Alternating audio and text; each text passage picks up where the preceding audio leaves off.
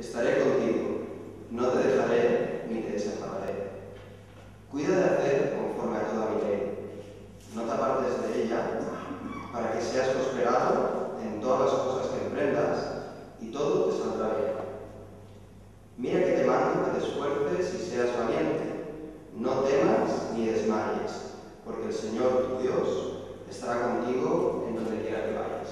Bueno, primero de todo, gracias a la familia perquè ha vingut, a les germanes, cada una de les germanes, moltes gràcies per venir i després a tots vosaltres. Bueno, jo el que volia dir és que abans de jo convertir-me, doncs jo creia, però creia d'aquella manera que suposo que tots hem tingut algun moment. I, bueno, quan em vaig convertir o quan vaig començar a sentir la veu del Senyor era quan la meva família estava començant a passar una mica malament el tema dels diners i tot això. I jo veia que la meva família estava passant una mica malament. I jo me'n recordo un moment que es vaig veure plorant i jo pensava què està passant aquí. I me'n recordo que vaig anar corrents a la meva habitació i no sé, suposo que era la desesperació i tot això, em vaig posar de genolls i vaig dir la típica oració, la primera que fem quasi tots, és Señor, si existes, por favor ayuda a mi familia que pueda salir de esta. Y veo que al cabo una semana y pico, no paraba toda la pena y gracias a Dios vam començar a anar bastant millor i tot. I ara som tot bé, no? Bueno, i res, després vaig trobar la família de l'Eli, d'Alfons i l'Ali, que vaig seguir amb el compte d'aquesta església. Jo, la primera reunió que vaig tenir amb ells, va ser molt bonica i tot, però em van dir, vols venir a l'església? I vaig dir, bueno, anem a provar a veure què tal.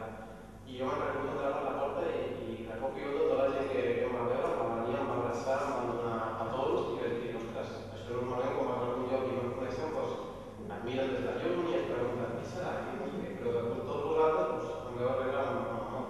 I és com vaig veure el poder de Déu. La veritat és que és per mi una benedicció poder estar aquí amb tots vosaltres i fer aquest rato estar amb tots vosaltres. I jo també volia dir unes paraules per l'ocasió, unes paraules pensades especialment per tu, Cristian, però també per tots, perquè la veritat és que és una situació molt especial. Si a mi m'arriba la idea jove que jo estaria aquí, en aquest aquari, davant de vosaltres, a punt de fer un baptisme, doncs no m'hauria cregut i segurament m'hauria rigut molt de la situació, però vet aquí, i estic en aquestes circumstàncies. Aleshores, per què estem fent això tan especial? Doncs ho estem fent pel significat que té. L'Església dels Apòstols, l'Església de Jesús, l'Església més antiga, ho feia així, i de fet hi ha restes arqueològics per tot el Mediterrani, a la ciutat de Terrassa hi ha 3 baptisteris grans com aquest, el de Sant Miquel, el de Santa Maria i el de Sant Pere. A la catedral de Barcelona han trobat també un baptisteri per immersió. I bueno, les evidències arqueològiques són realment tan nombroses que la llista no s'acabaria. L'Església al principi ho feia així, tal com ho estem fent nosaltres, sense que fos un baptisteri transparent elevat, que normalment eren com coses que acabaven a terra i que podíem posar-hi la quantitat d'aigua necessària. El cert és que després, per una part, pel bateig de nens, que és difícil fer-ho així, per immersió, i també per la comunitat que suposa fer el mateix rite, però amb un signe diferent, l'Església ha evolucionat grans branques de l'Església ho fa per expressió. Per nosaltres, l'important significat que té en aquest moment és que el Cristian ens està dient a tots nosaltres aquí congregats, davant de Déu, davant de l'Església, que ell creu en Jesucrist, que ell està unit a Jesucrist i a més que ha rebut el seu esperit, l'Esperit Sant, que sempre el guiarà, l'acompanyarà i el protegirà. I a més, aquest acte és un símbol del perdó dels nostres pecats. No és que aquesta aigua ens renti ritualment de la justícia dels nostres pecats, no és aquesta la idea, encara que hi ha aquest paral·lelisme, sinó que és perquè invoquem el nom del Senyor Jesús. I en ell, en aquest nom que és sobretot el nom, en ell tenim la redempció i el perdó dels pecats. I el baptisme, que té aquests significats i encara en podríem trobar altres molt macos, el baptisme sobretot és un compromís. El Cristian s'està comprometent, està donant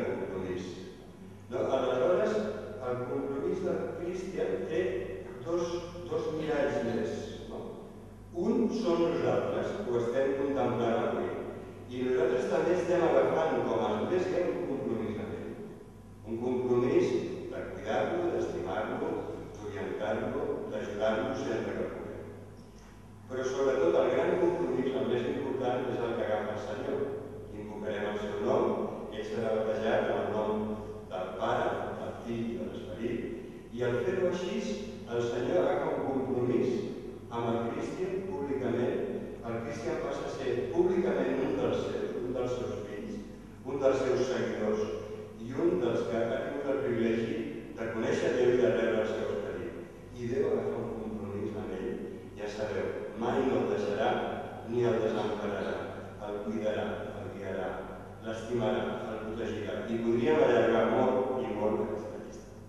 Així que jo voldria fer-li al Cristian aquesta reflexió, que estàs agafant un compromís, que és un compromís amb Déu, primerament, i amb l'Església, i que valorem molt el compromís que estàs agafant, nosaltres també l'agafem amb tu, i sabem que Déu serà fidel. La vida de nosaltres, sense voler, alguna vegada podem fallar, però sabem que Jesús, que el Déu i Pare de Jesús, mai ho fa. Ell mai el deixarà ni desempararà ni el farà. En aquest sentit, jo voldria fer-te dues preguntes que parlen d'aquest compromís que tu agafes. La primera d'elles és si tu creus en Jesucrist com el teu Salvador, com aquella persona amb l'única que pots confiar, perquè ve de Déu, i és el fill de Déu, i és el que et dona l'esperit. Tu confies en ell com el teu Salvador personal? Amén. Ha dit totalment. Amén. I la segona pregunta parla molt d'aquest compromís que et deia, és et compromets davant de Déu i de l'Església a seguir-lo fidelment i a obeir-lo en totes les coses que ell et mostri. Saps que ell normalment te les mostra la seva paraula? Sí, què hem de fer? Hem de llegir-la, hem d'estimar-la. Doncs aquest és el compromís que havia agafat davant de Déu. D'estimar-lo a ell i de seguir-lo, de servir-lo i de valorar la seva paraula com a guia en aquest món, que molta falta es fa. Així que jo ara et demano que et posis així, ja. Jo, havent escoltat la teva confessió de fe, et batejo en el nom del Pare, del Fill i de l'Esperit Sant.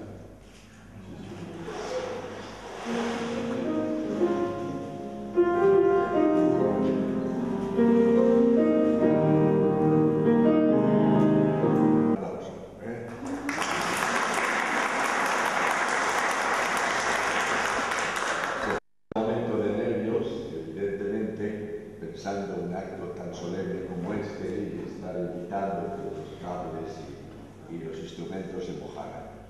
Así que con esa espontaneidad, pero como no tenemos ningún obispo ni cardenal que diga esto no se hace, pues estamos muy contentos.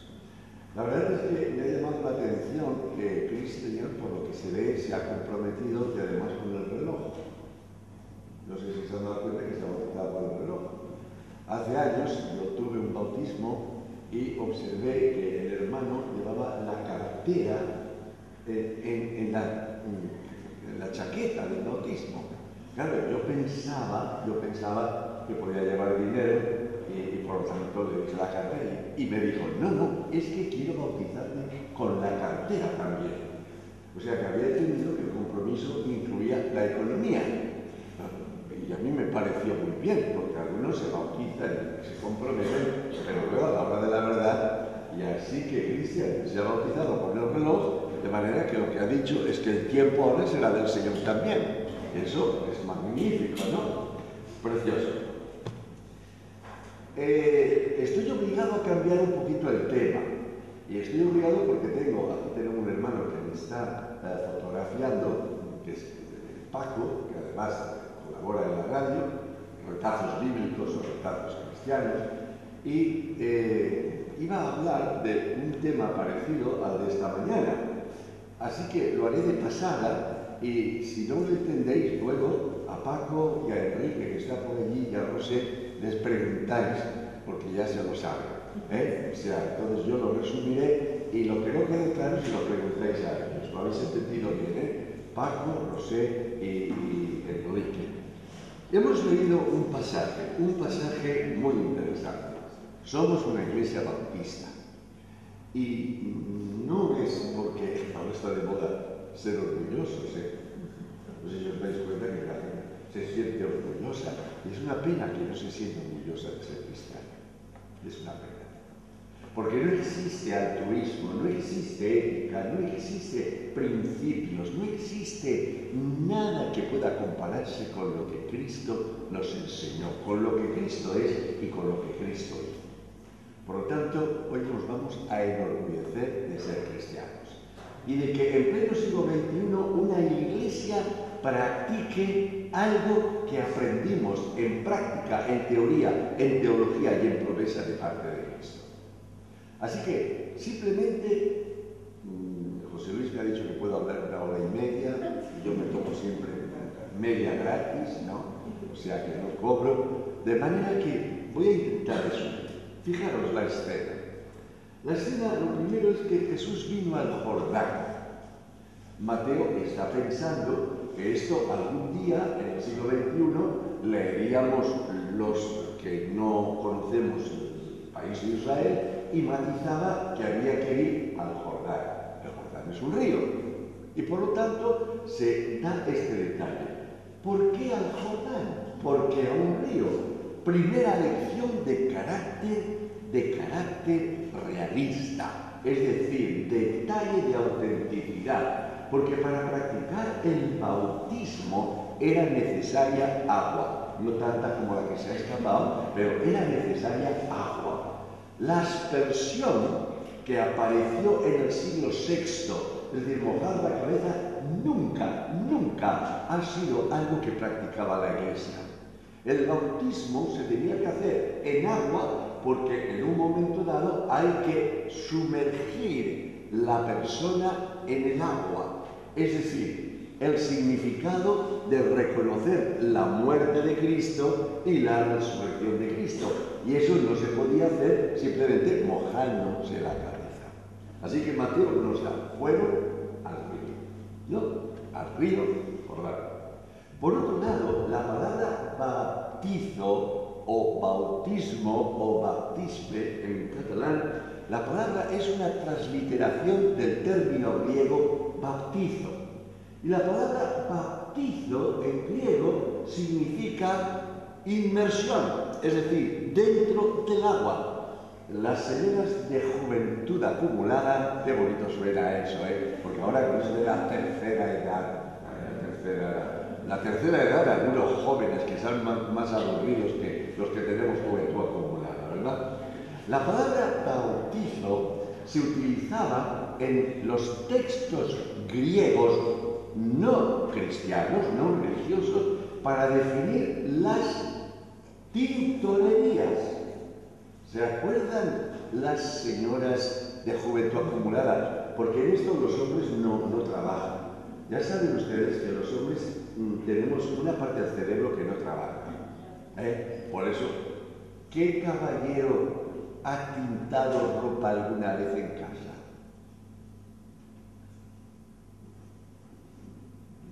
Que te calla autor, ninguno.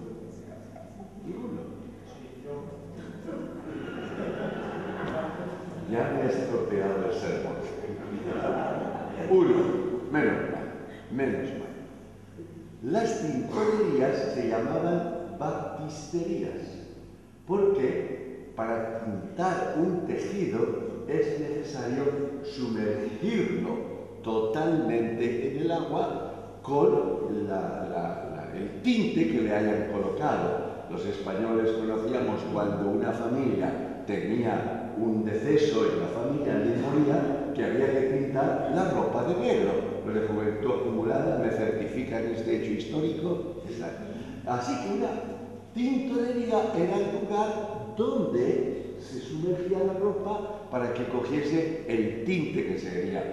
Ahora se hace modernamente, aunque ya las tiendas nos han traído esos pantalones que parecen gastados, no me meto con los deshilachados, ¿verdad? Esos pantalones que parecen que se han puesto las muchachas inteligentes y los jóvenes, lo han puesto arrugados en lejía y luego le han sacado y parece un pantalón de marina. ¿Se han dado cuenta? Eso es la tintorería. Así que era necesario el río por la sencilla razón que había que sumergirse en la persona para dar el significado de la muerte y la resurrección de Jesús. el deseo de morir al pecado y vivir en una novedad de vida, en un nuevo compromiso. Y naturalmente esto se hacía por inversión. La tercera cosa, se bautizó Jesús. ¿Ustedes creen que la Virgen María sabía teología? ¿Están ustedes aquí? Sí. Y ahora pregunto, ¿ustedes creen que la Virgen María sabía teología? Si alguien me dice que no, que luego venga al vestíbulo y ya hablaremos. Sí, la Virgen María conocía la Biblia, conocía el Antiguo Testamento, tenía un magnífico Magnificat, tenía una teología muy profunda. Y digo esto, ¿por qué no bautizaron a Jesús de pequeñito? Porque el bautismo infantil jamás fue una enseñanza bíblica. ¿Cuándo se bautizó Jesús? A los 30 años. Y aunque él realmente no necesitaba una confesión de fe, porque él era la fe personificada, nos da ejemplo. Y se bautiza mayor ya como una premonición profética que el que se ha de bautizar es porque es creyente. Es decir, la pregunta que el pastor ha hecho a Cristian: ¿crees en Jesucristo como tu único y suficiente Salvador? Y eso un bebé no lo podía hacer, no podía testificar de su fe. Por lo tanto, ahora vuelvo, ¿sabía María y José de teología? No lo presentaron en el templo, porque esto sí que era un hecho de tradición y de cultura judía del Antiguo Testamento, pero no lo bautizaron. Así que tenemos otra lección. ¿Cuándo se debe bautizar una persona? Cuando es creyente, cuando lo anhela y lo desea voluntariamente. Por eso Marcos, al final de su evangelio, dirá de manera clara: porque el que creyere y fuere bautizado se salvará. El que no creyere, se bautice o no se bautice, no va a experimentar la salvación, porque es el hecho de creer. Uno se bautiza porque cree, porque si no, la ceremonia se quedaría con eso, como ha mencionado el pastor, un rito sin significado. El significado está en el acto de obediencia a Dios. Yo todavía no he empezado el mensaje, o sea que tranquilos. Por eso les he dicho que tengo unos hermanos que han escuchado lo que luego les voy a compartir, y como lo resumiré mucho, luego les preguntaré a ellos. Mayor llega al río Jordán, y allí está Juan el Bautista, y lo ve venir, y lo reconoce. Le dice: ¿cómo te voy a bautizar yo a ti? Soy yo que tendría que ser bautizado. Y Jesús da una orden, le dice: es necesario que cumplamos toda justicia. ¿Qué quiere decir? Si Jesús ha venido a enseñarnos la maravillosa ordenanza del bautismo, Jesús no es el maestro que habla, pero con su vida no personifica lo que enseña. Jesús es el maestro que enseña y con su vida personifica lo que enseña. Por lo tanto, si él va a enseñar la importancia del bautismo, no solamente la va a enseñar de palabra, porque ¿conocen ustedes a predicadores parlanchines? ¿Están ustedes aquí? ¿Conocen a predicadores que dicen: haced lo que yo os digo, pero no hagáis lo que yo hago? Qué bueno, es fácil predicar así, ¿no? No, Jesús personifica lo que enseña. Y si él va a enseñar que el bautismo es importante, y por eso debemos sentir orgullosos de tener una de las dos ordenanzas que el Señor estableció, y él nos dio el ejemplo.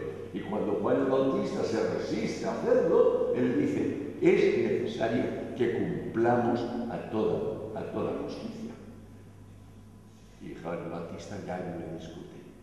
Y dice el texto: y le bautizó. Es decir, le sumergió. Aún la Iglesia Ortodoxa griega, que tiene una confusión eclesiológica y teológica, que bautiza a los niños, la Iglesia Ortodoxa griega, cuando bautiza a los niños, los sumerge. Porque claro, en la lengua griega es una contradicción decir te bautizo cuando nada más te mojo la cabeza. Por eso a las criaturas, a los bebés en la Iglesia Ortodoxa griega, que se han quedado estancadas un poco, y le bautizó. Y en el momento que bautizó, apareció una voz del cielo y una paloma, símbolo de la paz. ¿Sabéis la Iglesia primitiva, cuando no quería entrar en discusión acerca de la teología de la Trinidad, lo que decía? Venid al Jordán y veréis la Trinidad. Porque en el bautismo de Jesús tenemos la Trinidad. Jesús que está siendo bautizado, el Padre que está hablando y la paloma, la Trinidad en el Jordán. Y ahora vamos a las palabras del Padre, que naturalmente emocionarían a Jesús. Este es mi Hijo muy amado, en el cual tengo mi complacencia. ¡Qué hermosas palabras! El último libro de la Biblia, alguien que esté despierto me dice cuál es. Ah, me he equivocado, no hay premio. El último libro del Antiguo Testamento, Malaquías, cosa que viene de la Iglesia, de salud de la escuela de Malaquías. Y el primer libro del Nuevo Testamento, Mateo. Y esto sí, un premio para la próxima vez que el pastor me invite. Entre Malaquías y Mateo, ¿cuántos años han transcurrido? Tú no vas a tener premio. 400 años. Ahora, ¿por qué es importante esta cuestión del tiempo? Es importante porque en 400 años Dios no había hablado. En el pasado tiempo habló por medio de los profetas, pero de pronto Dios queda en silencio. Está cansado de Israel, está cansado de las rebeliones, está cansado de las infidelidades, está cansado de las desconfianzas, está cansado. Pero claro, es un cansancio que le motivó a que se encarnase para salvarnos. Pero en 400 años Dios no habla.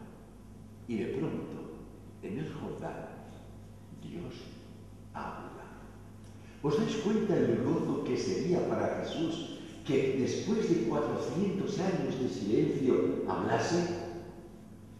Y no simplemente hablase, sino que se complaciese con lo que Jesús estaba haciendo. Era tan importante lo que Jesús estaba haciendo. A ver, a los del lado de la izquierda, desde mi punto de vista. Luego tendré una pregunta para los del centro y luego uno para los de la derecha, mirando desde aquí. Ya sé que no sois de derechas, ¿verdad? Una pregunta para los... Ahora me he olvidado de la pregunta. Al meter eso de la izquierda, ya. No, de verdad que me he olvidado, como todavía no he abierto las notas, pues estoy... Bueno, dejamos la pregunta para luego. 400 años de silencio. Y Dios habla. Este es mi Hijo en el cual tengo mi complacencia. Pregunta para los de izquierda. ¿Era ese acto del bautismo tan importante como la alimentación de los 5.000 hombres? ¿Qué acto tenía más valor? ¿Alimentar a 5.000 o bautizarse? No se atreven a responder. Le paso la pregunta a los de centro. ¿Es más importante un bautismo que alimentar a 5.000? ¿Es más importante el bautismo? Sobre todo el Señor. Sobre todo el Señor, ya está buscando el personaje. Se nota que viene a la escuela dominicana, ¿te das cuenta? ¿Sí o no? ¿Es más importante el bautismo? ¿Sí? No me digáis. Un acto tan sencillo, más importante que el milagro de alimentar a 5.000. Ya está en columna.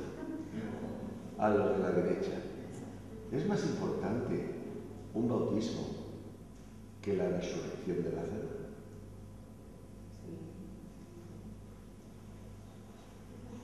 Estos están callados.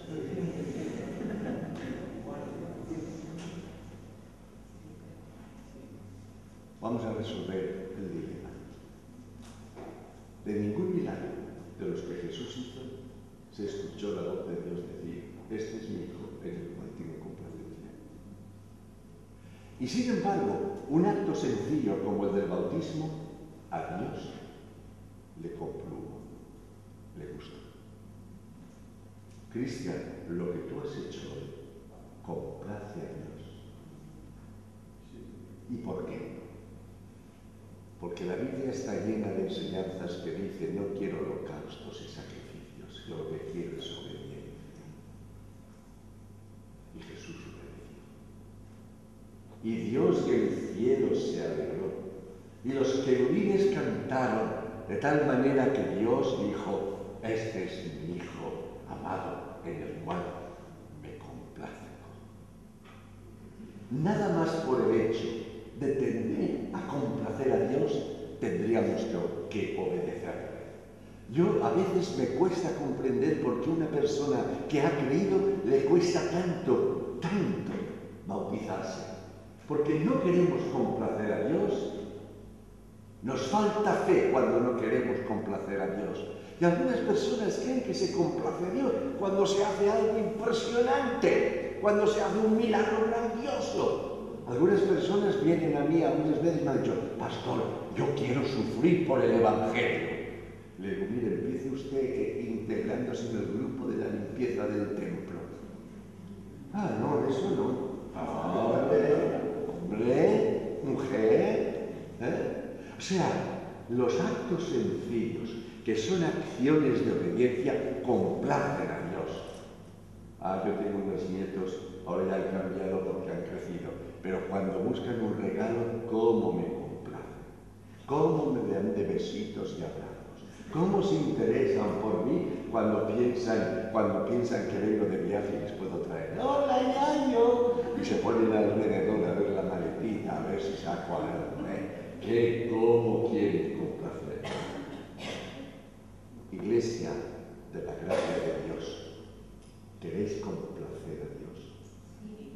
La meta de una iglesia, la meta de una vida cristiana, la meta de una familia cristiana, la meta de un ministerio pastoral es complacer a Dios.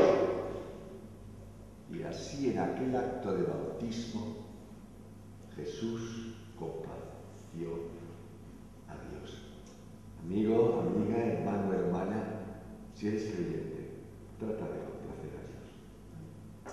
Y no se necesitan grandes cosas. Se necesitan actos de obediencia. Obediencia a quién y no sacrificios. Y ahora es cuando empieza el sermón. Relájense, pueden decir: por aquí vienen los godos, por allá los visigodos, por aquí se juntan todos. Porque si Jesús, al comienzo de su ministerio, se bautiza, al final de su ministerio nos vuelve a hablar del bautismo. En el último capítulo del Evangelio de Mateo tenemos una de las apariciones de Jesús a sus discípulos. La resurrección de Jesús es el milagro histórico más creíble que hay. Y es triste que nosotros no desarrollemos un sentido de orgullo de proclamar la resurrección de Jesús.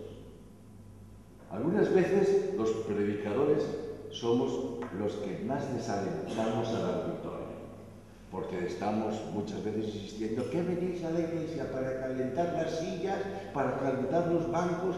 Y te entra un complejo. Mira, si cuando entramos en la casa de Dios en el día del Señor, que es el domingo, nos sentamos en una silla o en un banco para simplemente decir, estoy aquí porque es el día del Señor y Cristo resucitó de los muertos y Cristo vive.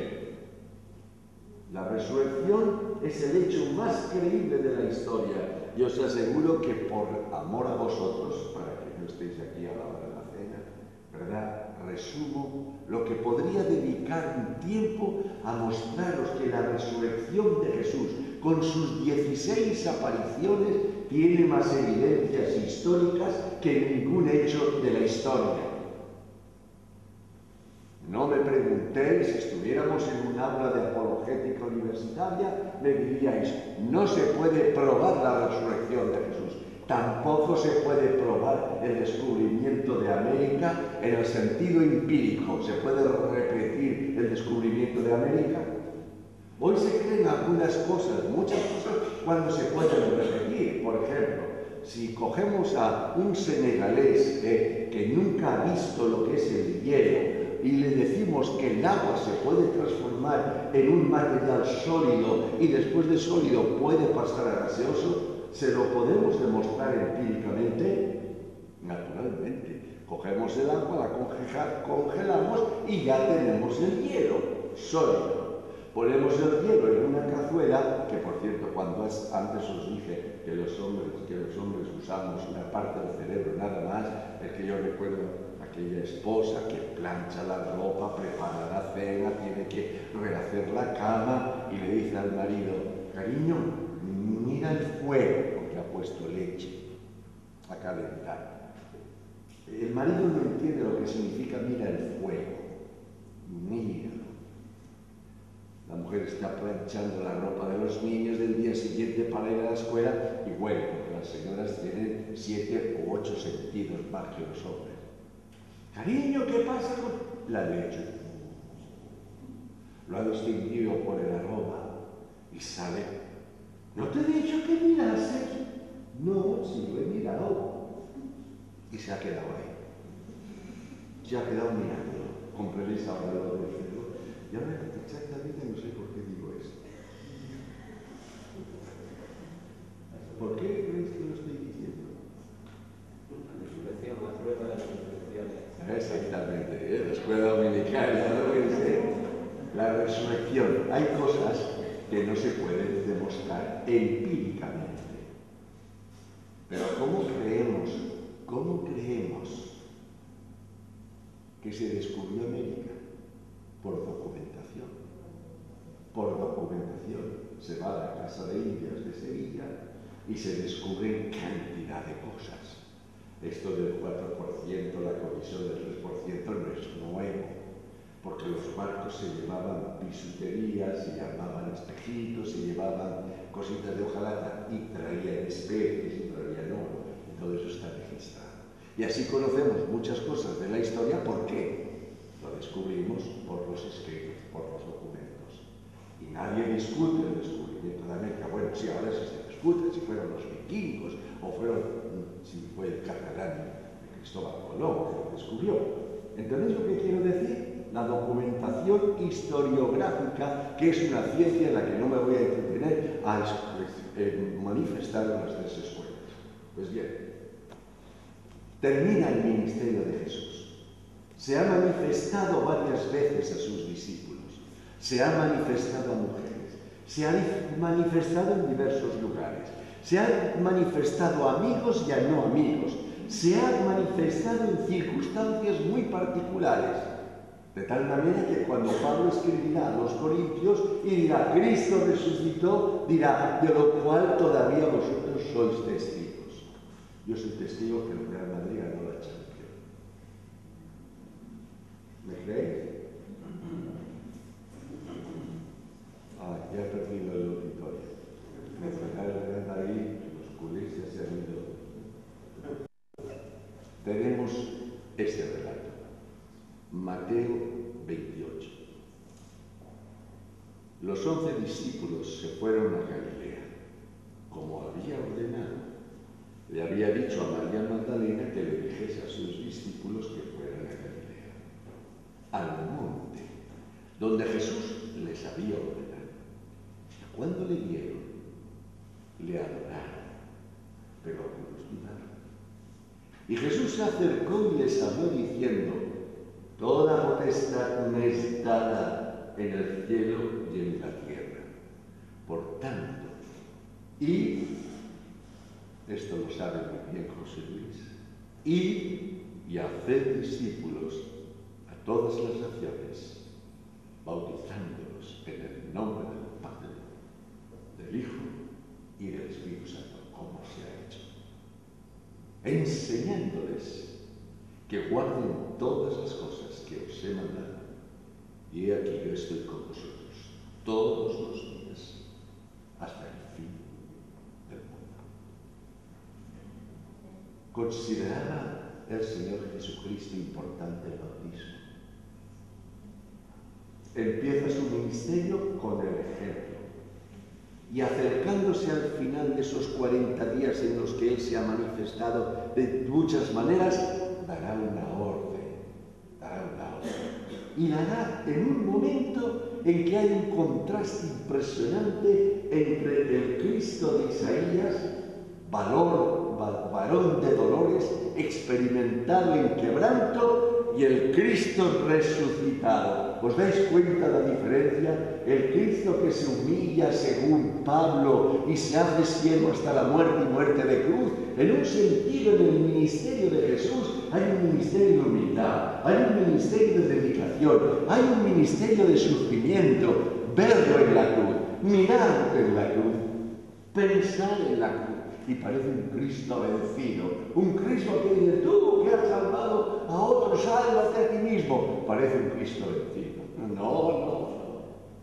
Cristo no está vencido. Cristo está muriendo por nuestros pecados. Para que nosotros podamos compartir en el acto del testimonio público del bautismo que morimos con Él. No murimos en Cristo, no fuimos en Cristo bautizados. Él es nuestro bautismo, Él es nuestra Pascua, Él es nuestra justificación, Él es nuestra gracia, Él es nuestra adopción. Y el Cristo triunfante de la resurrección reúne a los 11 discípulos en una montaña de la que no sabemos el nombre, y desde esa montaña da una orden, afirmando algo muy importante: toda potestad me es dada en el cielo y en la tierra. Imaginad lo que está declarando Jesús. Ya se terminó en un sentido el varón de dolores, el experimentado en quebrantos. Ahora es el Cristo triunfante y dirá: toda potestad, del Cristo humilde al Cristo omnipotente. Y como tengo toda la potestad, os digo que ahora podría ampliar esto mucho más en el cielo. Y pasaríamos a demostrar la potestad de Cristo en el cielo. Pero es también toda la potestad la tiene en la tierra. Por eso el Salmo 2 dirá: las generaciones piensan cosas vanas. Se reúnen en una plaza millones para defender, ¿qué? Lo indefendible muchas veces, sino más bien para justificar actos y actitudes que no son correctas. Y Jesús se ríe, y el Dios Todopoderoso se ríe, y dice: ¿por qué piensan cosas vanas la humanidad? Yo me reiré, porque nadie paralizará el proceso de Dios en el plan para nosotros. Toda potestad no está en el cielo, manda en el cielo, manda en la tierra, manda en los hombres, en los creyentes y en los pecadores, porque toda la potestad la tiene. Y ahora nos va a decir, acto seguido, cómo tenemos que vivir esa potestad en este tiempo. Yo les decía esta mañana a mis alumnos en clase, les decía, inventé que Jesús, después de resucitar, le dice a los discípulos: Pedro, saca la navaja que intentaste utilizar en el jardín de Getsemaní. Y vosotros preparad las espadas, porque vamos ahora a decirles a los enemigos lo que corresponde. ¿Usa así la potestad Jesús? ¿Tenía el derecho de hacerlo? Ay, como nosotros afinamos las uñas cuando alguien nos ha hecho mal: ya te cogeré, ya te cogeré. Yo recuerdo cuando era pequeño en el colegio, ya te pillaré cuando alguien decía algo. Pues no, el que tiene toda la potestad sobre el cielo y la tierra, dice a sus discípulos, no cogéis las espadas, no hagáis violencia, enseñad, bautizar, discipular e instruir. Ese es nuestro poder. Una iglesia bautista que aún hoy practica el bautismo como hoy lo ha estado practicando, es una demostración sencilla de que está viviendo el poder de Dios. Enseña, bautiza, discipula e instruye. Por eso el mundo tiene miedo del poder de la predicación. Por eso el mundo tiene miedo de la iglesia cuando abre la Biblia. Por eso el mundo tiene miedo cuando se proclama. Porque el poder que la iglesia tiene hoy es practicar lo que Jesús, omnipotente, nos encargó hacer. Así que felicito a la congregación porque sigue practicando el bautismo, porque sigue enseñando la palabra. Doy gracias a los hombres como José Luis, que mantienen firme la fe de la grandeza de los santos. El bautismo fue importante para Jesús.